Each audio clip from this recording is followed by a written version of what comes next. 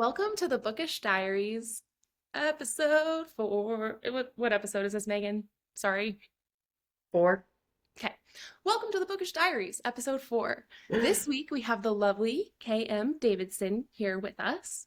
I'm going to read a little bio for her real quick. K.M. Davidson is an adult fantasy author. Her authorial journey began as a young writer creating YA fantasy novels in composition notebooks and publishing them on Wattpad. After getting her bachelor's in creative writing and master's in English literature and abandoning 20-plus book ideas, she finally sat down in 2023 and finished her debut novel, Darkness Comes Again. Outside of writing and reading, Katie is a content marketer. She loves dance parties with her husband and dog, hiking, traveling, entertaining conspiracy theories, none more than aliens, and collecting rocks and buying old copies of books published over 100 years ago. So my first question is, what is your favorite book that you purchased that's over 100 years old? Yes, my favorite book it's called A Romance of Two Worlds by Okay. Marie Corelli. She was a famous author during like the 1860 time frame, like 1860 to 1890.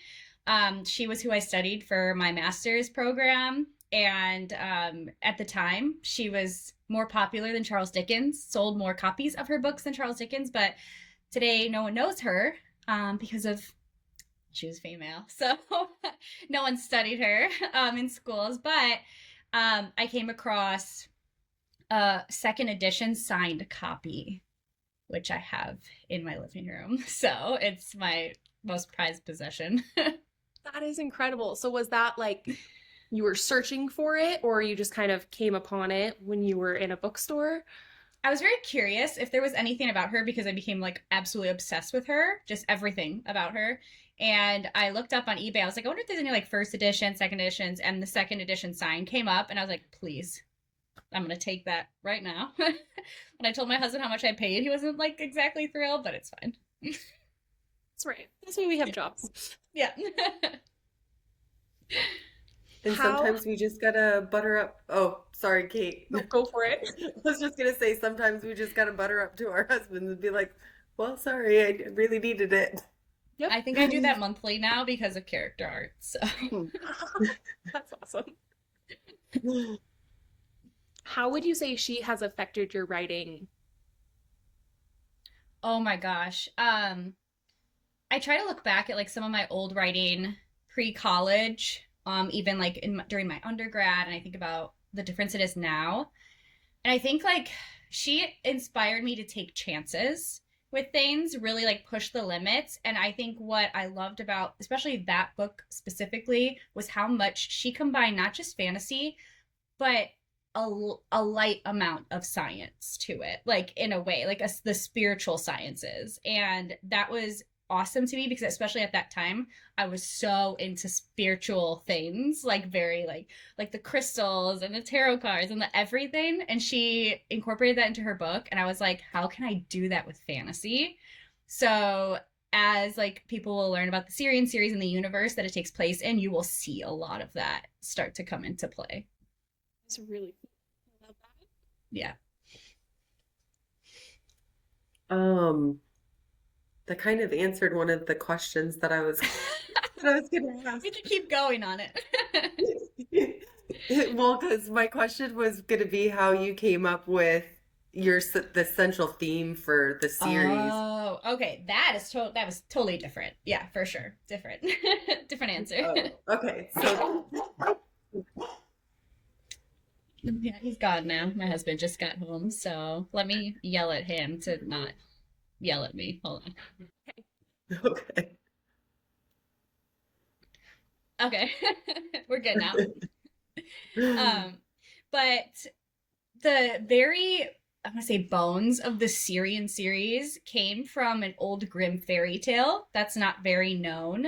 It's called The 12 Brothers, and if people go out and read that and then read Darkness Comes Again especially, you'll really pick up on some of the themes that are in there. Like the whole thing that King Ulrich Corbin had 12 sons comes from that story. He's based off of the king in that story, and the 12 sons he has, and the fact that he has one daughter is also from that story, and the fact she's born with a star on her head, on her forehead, is also in that story. I just took it a step further in terms of like, why does she have a star on her forehead? That was like the first question that came to me when I was reading that story. I was like, oh, well, why, and why would they be upset about that? So that's kind of where the Sirian series began, was from that simple question of that fairy tale.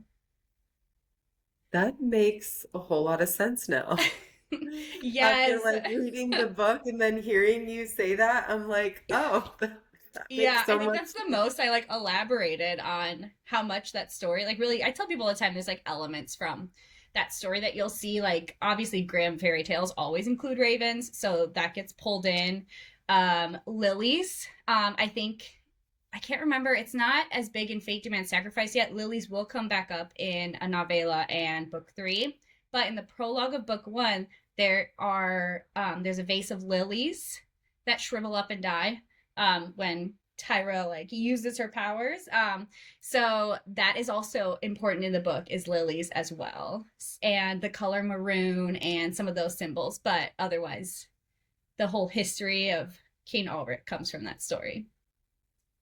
I love that you took inspiration from the Grimm fairy tales. I have a huge collection of those from the Barnes and Noble like classic books, Yes, and I have the Grimm fairy tales one of that.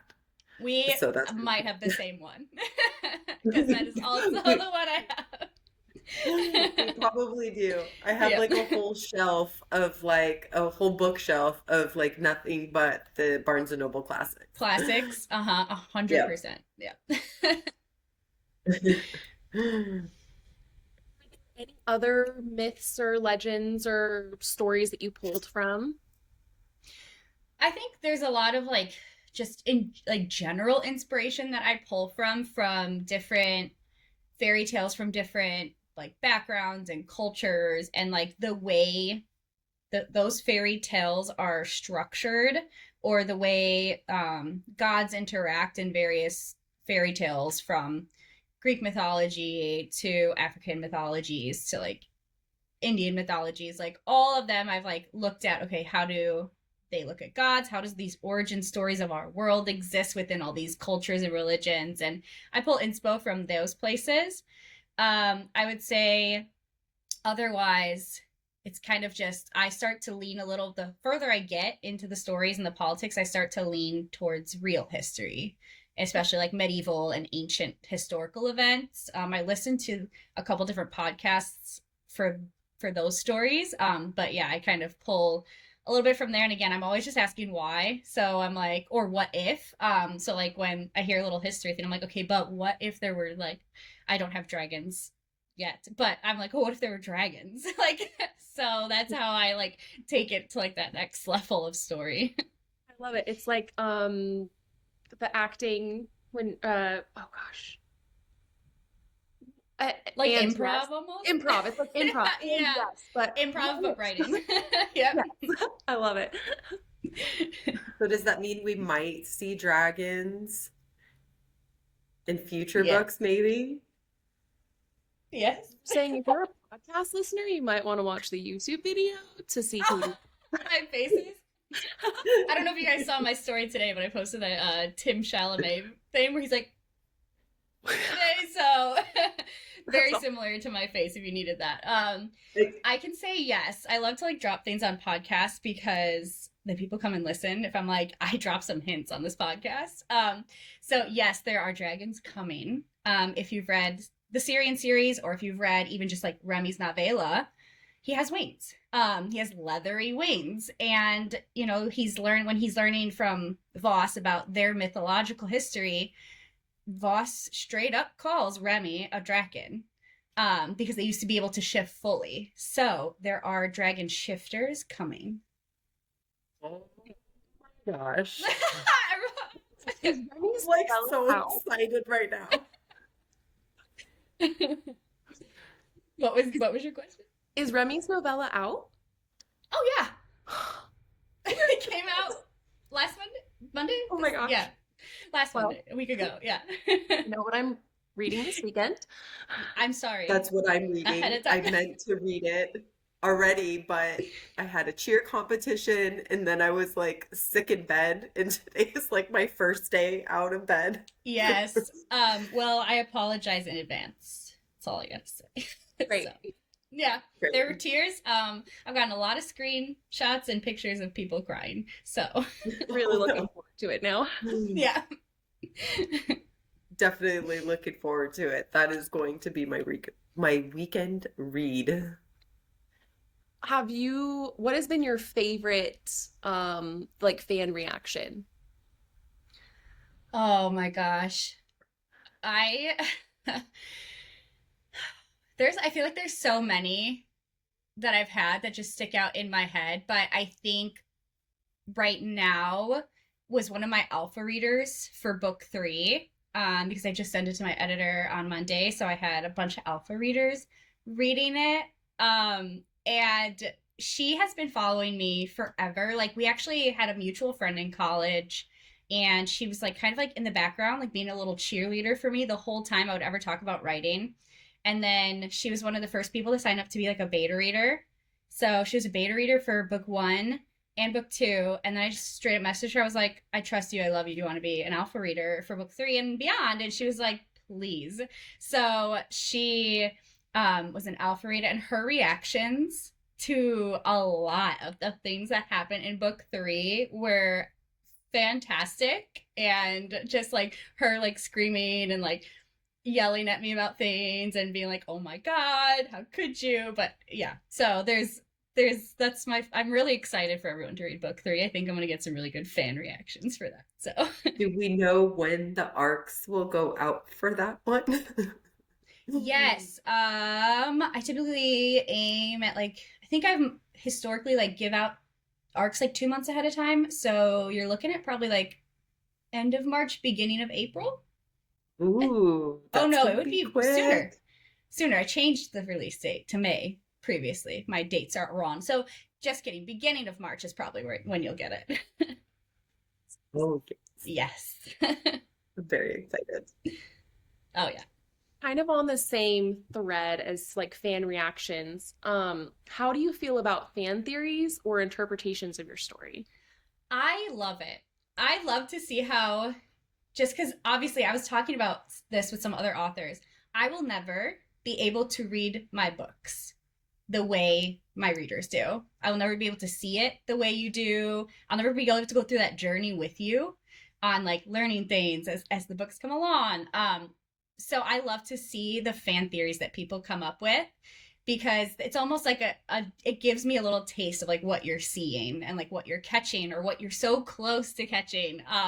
So I did ask, I do have a Discord channel, and in one of the chats for books like two and three, I always do before I open up like a spoilers chat for those who start to beta read and for the arc readers, I do a like theory for that book. And I ask people, I tell them, put in your theories because I love to see them. And sometimes it's so fun to see like how much, because I tell people all the time like I don't do anything on accident, it's always on purpose. So it's fun to see how seriously people take that phrase and like nitpick, like where it's like they're like, what color are the drapes, and does that mean so and so's gonna die? And it's like, oh, calm down. It's not that symbolic, but yes, I'm like there are fun hints like that, and there's definitely foreshadowing of character deaths all the way in book one, but it's not like those symbols. But it's fun to see people like I've heard like some of my fun fan theories about book three, as I've obviously marketed. There's a betrayal in it, and everyone has guessed everyone. Like everyone. Someone said some people are like, I'm scared it's Clint. I'm like the 13-year-old boy. You think the 13-year-old boy is He's gonna do my it? favorite The one who's character. been bedridden for the entirety of book one and half of book two? No. I will come out and say it is not the 13-year-old boy. He's one of my favorites as well. So no, but everyone's guessed Tarek, Finn, Ellie, Pax. People have thrown in like some of the other adult, like older adults in there, like King Darius, Queen Lucia, Aemon, like all of them. So everyone has at least labeled all the main and secondary characters at least once. I think it's gonna be okay. I'm bad with names. I know Tariq because I love him. And I've already forgotten about her first love interest, so I can't even remember his name. Yeah. I think it would be him. Like that it would be like some type of like he's jealous now that like That is a popular theory for sure that Tariq. people are like picking up. So, which I don't blame you. I'm like I mean, that we'll is see, it's a but trope. So, it yeah. Megan and I have talked a lot about Finn and our are like you what's like up with opposite him. sides or are you like the same side? We're on the same side. Oh, We're on the We're okay. very excited about Tariq. Okay. Well, Like I knew I was gonna love him at the end of the first one. Like as soon as that line, I was like, yes. so many people did. I was so shocked by that. Like when people came at me, they're like, that final line of the book. And I'm like, wait, what? And they're like, I'm in love with him. I was like, by one line? Like he By said one one line. thing. He's But that's why I did the raw next question post. And I was like, I have to put that in there. That is the like, I like that is the key of like raw next question is that final line. hmm Yeah. I knew as soon as they did like as soon as he walked in, I was like, yes.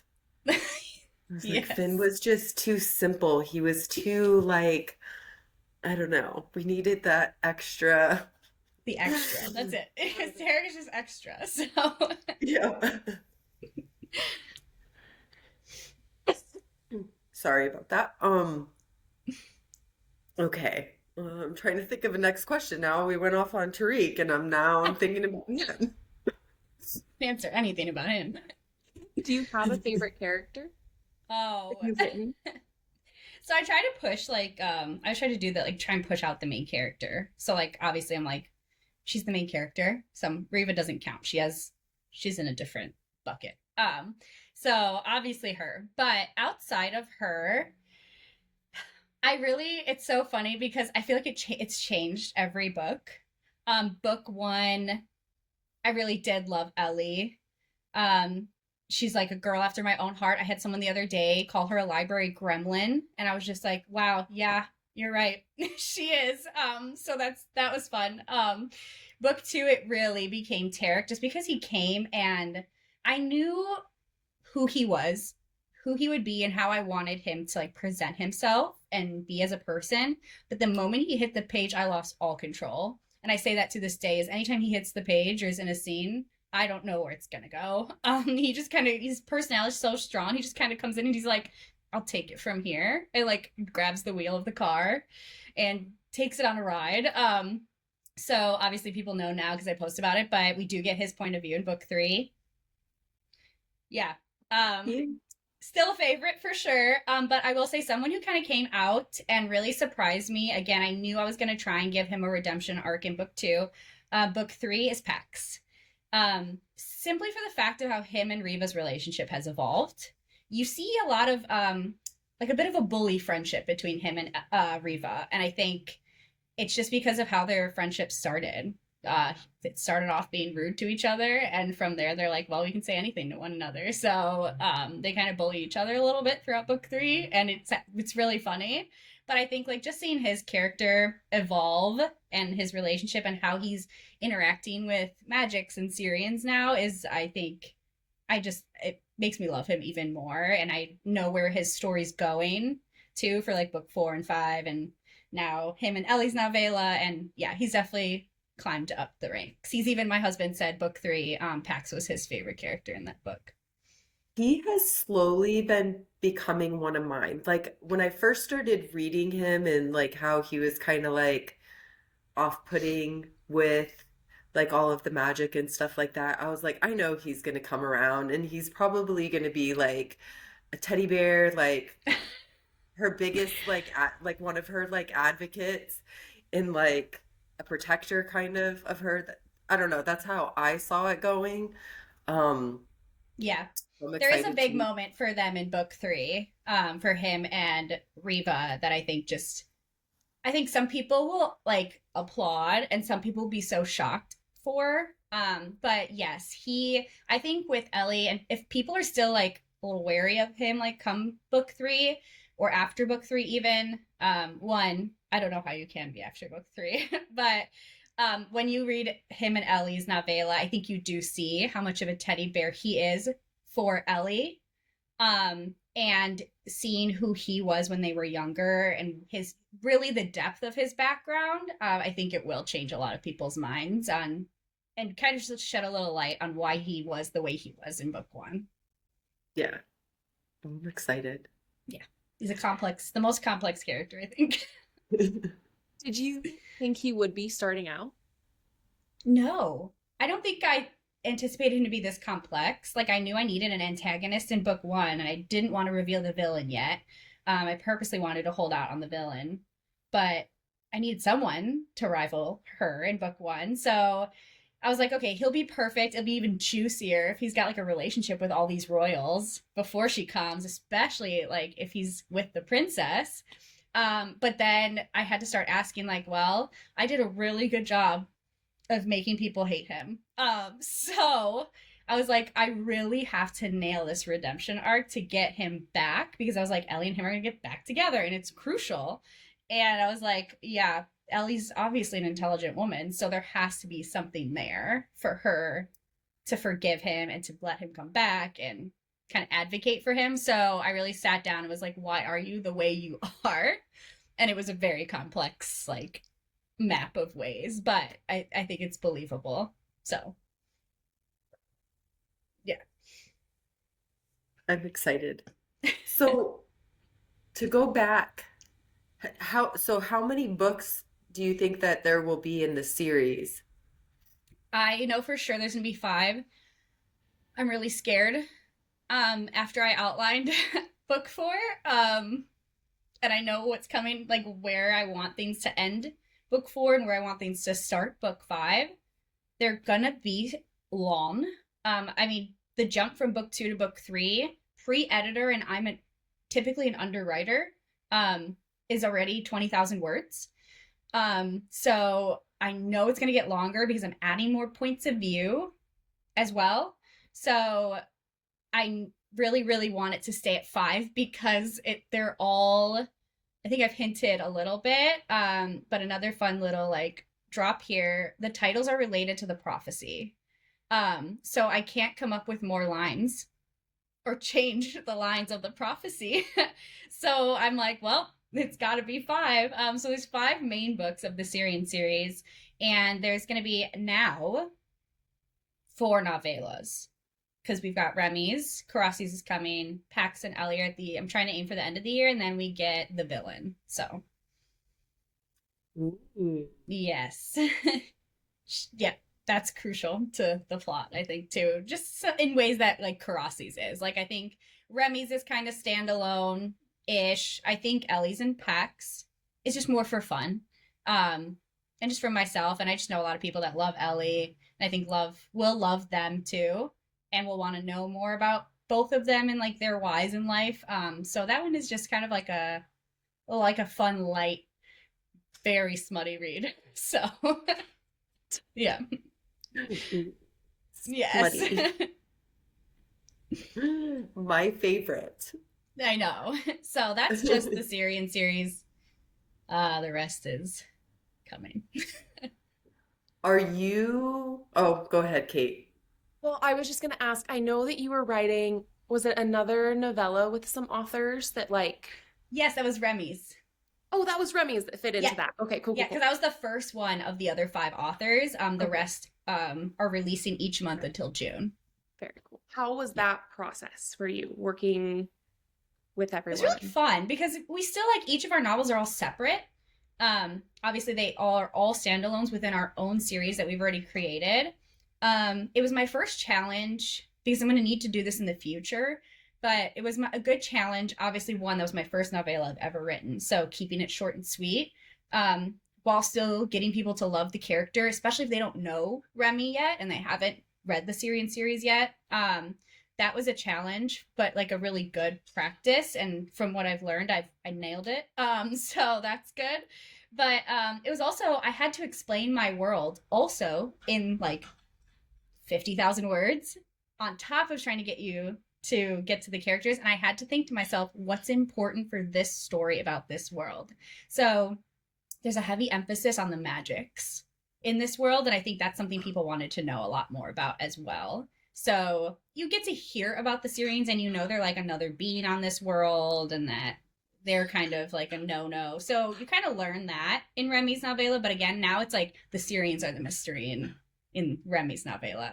So versus like the magics. So that was really fun. But being able to collab with these authors has been honestly incredible.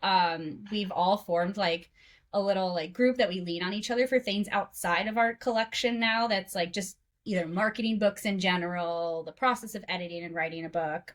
So I think it was better than I thought it would be in terms of like what we could do with this. And really the whole point was just to reach more readers who we knew would like each other's stories. And I think that's worked as well. But I think forming those like relationships with other authors has also really helped too. And that's been really cool. Yeah. Do you think I'm so sorry. Do you think after you finish this series and the novellas that you will do you have any other ideas for other series planned? I have an entire universe that the Sirians series is in. I've dropped the name here and there. It's called Ionia Universe. And there are, as of right now, for sure, 2 other planned series that connect to the Sirian series. One is 3,000 years in the past, and one is 10 years after the Sirian series. So if you want to know, we get a lot of repeat characters in that series, a lot of characters that come back or hop in and out here and there. There is one character that you already know, It Follows. So Can you That tell is us, very and it's exciting. okay if you can't, how much time the Syrian series takes up? Like how is it all? like within what like time frame? Yes, yeah. I think when I've done like the math off the top of my head, I try not to give it sometimes too much of a time, but I do know like obviously with I realized like when I was doing something in book 4, I was like, God, how long has Riva known everybody? Because there is a point in time where Riva's talking to Finn about some things, and she realizes she's known that him at least and Ellie for like 9 months at that point. So it does, I think, breach a little over a year of time. So I think by the end of the book, we are kind of in like winter once again. Okay. But then at do you know how long it will span by the end of the last book? Or will that be the last Oh book? yeah, that'll be the last book. How Will long? end like Oh, okay. about a year, 13, Oh, like okay. 12, 13 months after Riva came Okay. to Marion for the first time. Yeah. Dang, alrighty. Yeah. Interesting. I have my suspicions. Yes. But yeah, that's fun. I like when people try and guess. So if you have guesses, Is it Clint? That's my guess. yes.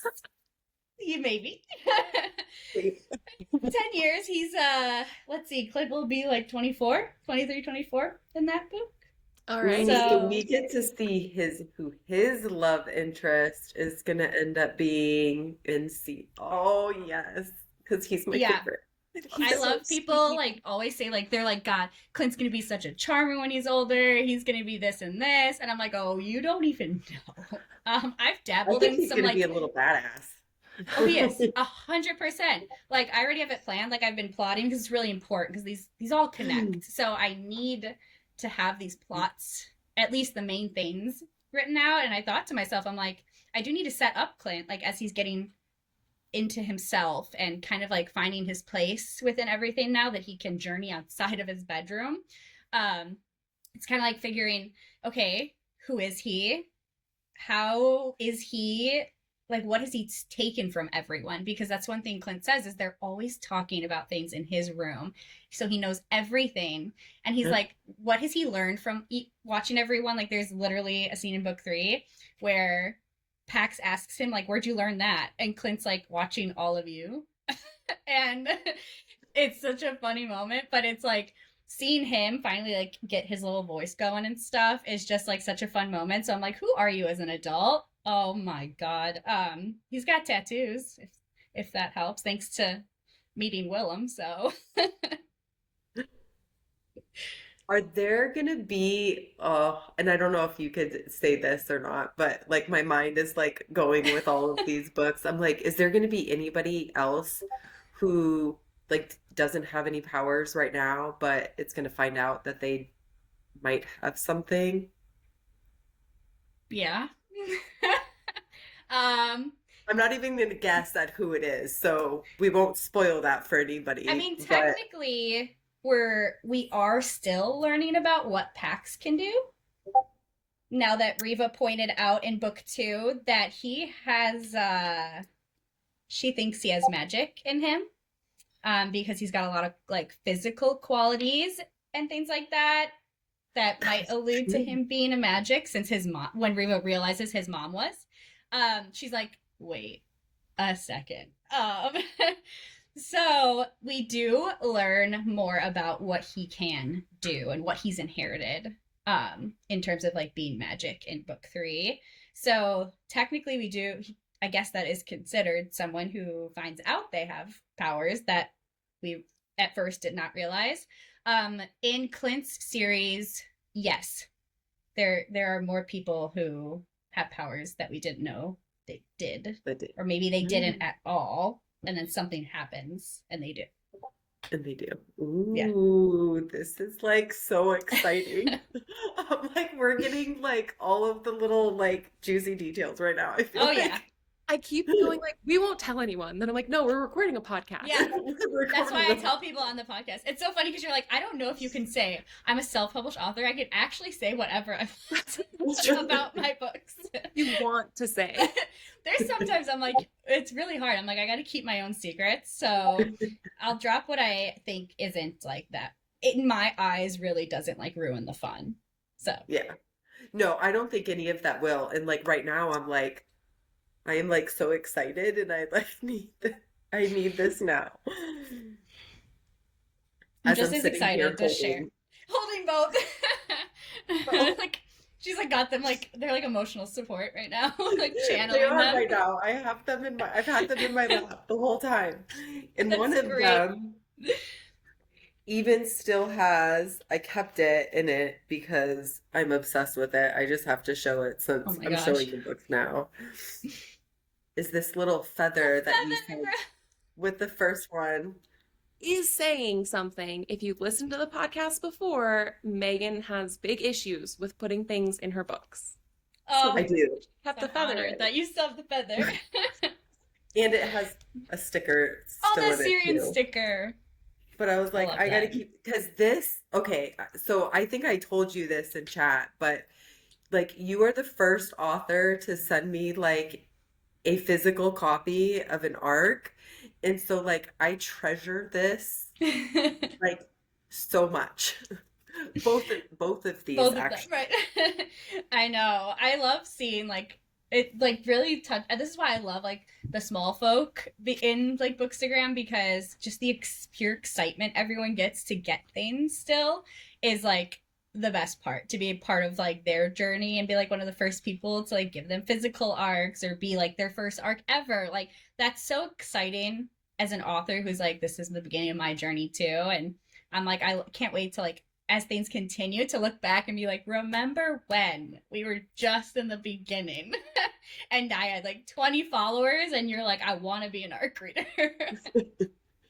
Yes, and you gave us the chance and like a lot of, you know, not that I'm bashing anybody. I don't want anybody to take it that way, but not a lot of authors do that. Yeah. Like they pick like a lot of the big Instagrammers to send them the Mm-hmm. physical copies, even though sometimes it's us little ones that we're like promoting the Shouting. heck out of the Yeah. books. We're like, we Yes. love these books, Yeah. but we don't get the physical copies. So these were my first and Treasured. I cherish them.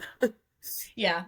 It's fun to see everyone with their art copies and things like that. And I'm like, I can't wait for people to like bring them places to like show me them, like at events and stuff. So I get to see them and reminisce too. Because I mean, I've got all my various copies that I don't know what I'm going to do with one day, but you know. each of the books, the next three, have special edition covers? Like you, Yes. okay, good. Yeah. And will you be I'll doing Kickstarters again, or how At did this that point, process I work? really enjoyed pre-orders through my website Okay. better because that's what I did with FDS. I did the Kickstarter for book one, and then I kind of added like a pre-order for FDS. But back in like September, October, I opened pre-orders again for FDS, and I did it all through my website just because I was like, I'm capable of doing this. Like I know how this works, like how e-commerce works. So it's not challenging for me to learn. Kickstarter, I think, simplifies things, but their fees are kind of like compared to like what you could do for like just like credit card fees on e-commerce websites. So I was like, you know what? I'm gonna stick it with me, keep like what I can. Then everything's like still safe. You could still refund people and you could still like cover those things. So I was like, I'm just gonna keep it to myself. So I plan as of right now, as long as I have room.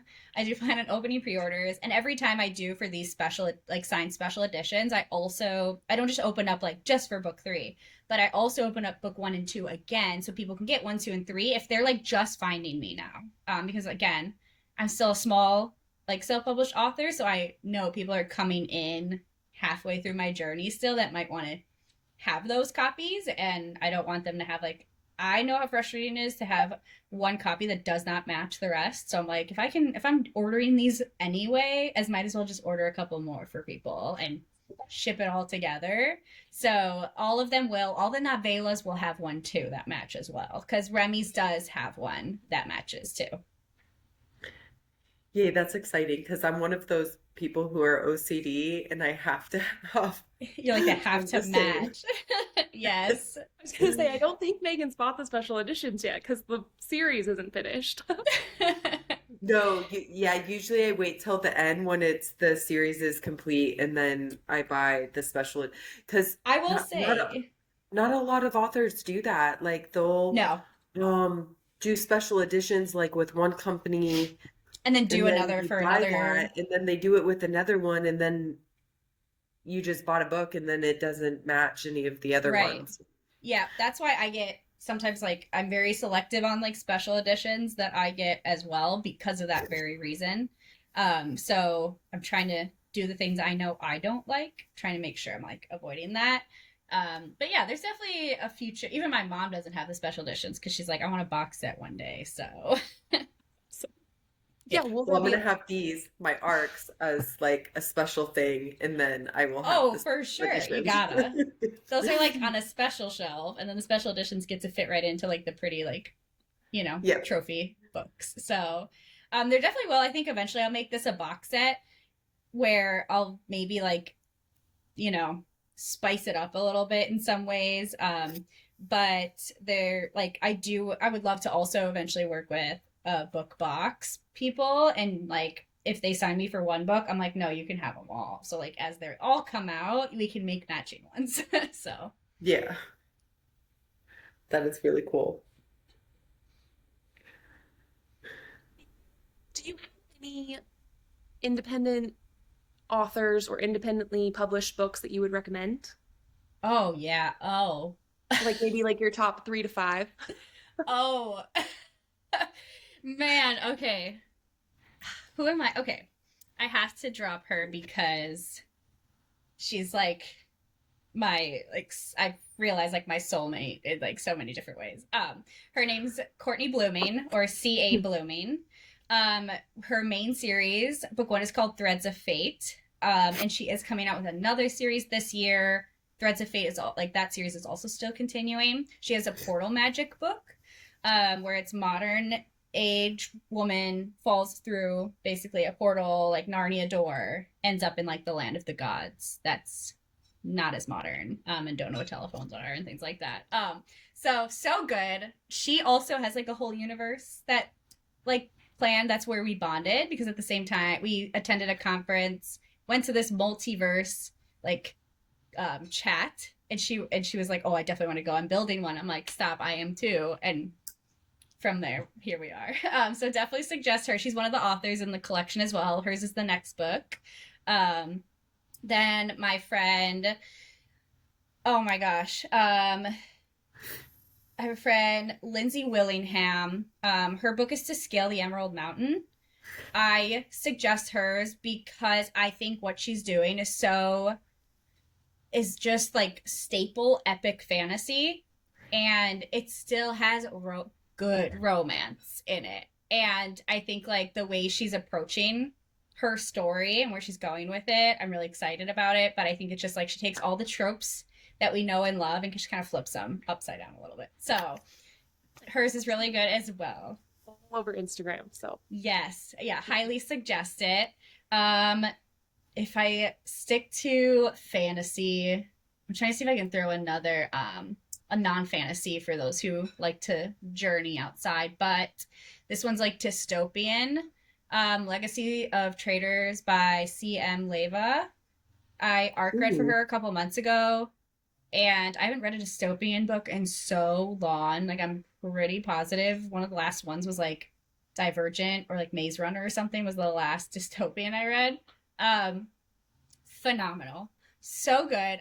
I didn't know what was happening at any point. And I mean, like, not like I didn't comprehend the story, but like, there were so many things that kept popping up out of nowhere that I was like, I'm on the edge of my seat, like, anxiety ridden because I'm like, oh my God, something's going to happen next. Like, or you're like, no, you're not safe. Oh, but they are, or they're not. And it's like, oh, it's just like, so like everything's coming out of left field and so many like surprises and shocks, and it's just it keeps you entertained, and I think I polished it off in like a plane ride. So that's incredible. I love it. yeah. Awesome. Well, thank you so much for joining us, Katie. We've had a blast. Will you let us know your exact publication date for book three? Yes, book 3 is coming out May 19th.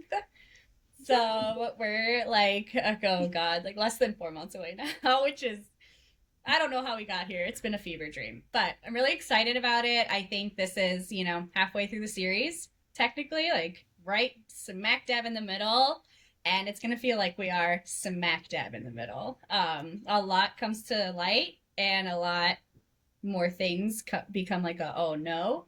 So I think I'm really excited for this one for sure. And then Are we all of gonna your books have a big, oh, go ahead, Kate. Oh, I was just gonna ask, your books are available on Kindle Unlimited and Mhm. then through your website and then through Amazon? Yes, you could also find them on Barnes and Noble as well. Okay. For any like international folk, I'm pretty sure they're on various international sites because of Ingram. So usually Awesome. wherever you buy books. I highly recommend checking them out before book three drops in May. Yes. And we Sorry, will Megan, make what were you sure gonna to say? post all of the links in wherever all of the places that we post this podcast. I was just trying to think of all of the places. YouTube, Apple, Spotify, and Google, right? Yeah. Oh. We'll All the upload it. places. Yeah, all the places, but we will have all of the links to all of the books or to the sites listed down at the bottom of this. And I know that we're trying to hang up real quick, but I had one more question. Oh Now yeah. that you were talking about the release date, I was like, so are we gonna get a major cliffhanger at the end of book three? That's gonna like leave us like devastated. I wouldn't say it's like a cliffhanger that leaves you devastated. I will say, like, towards the end of the book, something devastating does happen. Like I said, there's a betrayal that does come out in this book. And the Okay, okay. betrayal is not resolved by the end of the book. But there is a cliffhanger that kind of just leaves you going like, oh shit. Like, oh, like things are about to change, basically. Like, things are about to like really like speed up and we're serious now. So Okay. I didn't mean to derail us again. I oh no, just that's my brain good. keeps spinning with this book, and I'm like, Yeah. just tell I'm super excited for it. Oh yeah. Loved having you here. For our listeners, we would super appreciate it if you could like, subscribe, comment, and rate us on Apple Podcast, Spotify, and YouTube, and wherever else we may post in the future. Thank you so much for joining us.